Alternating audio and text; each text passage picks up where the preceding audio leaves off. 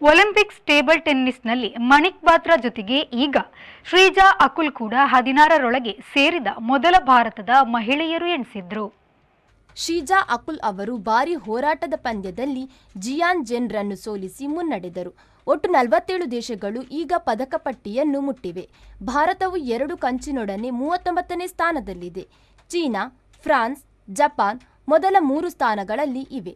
ಆದರೆ ಮಣಿಕಾ ಬಾತ್ರಾ 16ನೇ ಹಂತದಲ್ಲಿ ಸೋತರು.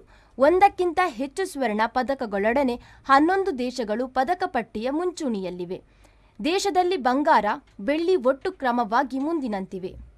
ಚೀನಾ 9, 7, 3 ಒಟ್ಟು 19, ಫ್ರಾನ್ಸ್ 8, 10, 8 ಒಟ್ಟು 26, ಜಪಾನ್ 8, 3, 4 ಒಟ್ಟು 15, ಆಸ್ಟ್ರೇಲಿಯಾ 7, 6, 3 ಒಟ್ಟು 16, ಬ್ರಿಟನ್ 6, 6, 5 ಒಟ್ಟು 17, ತೆಂಕಣ ಕೊರಿಯಾ 6, 3, 3 ಒಟ್ಟು 12, USA 5, 13, 12 ಒಟ್ಟು 30, ಇಟಲಿ 3, 6, 4 ಒಟ್ಟು 13, ಕೆನಡಾ 2, 2, 3 ಒಟ್ಟು 7, ಜರ್ಮನಿ 2, 2, 2 ಒಟ್ಟು 6, ಹಾಂಗ್ಕಾಂಗ್ 2, 0, 2 ಒಟ್ಟು 4.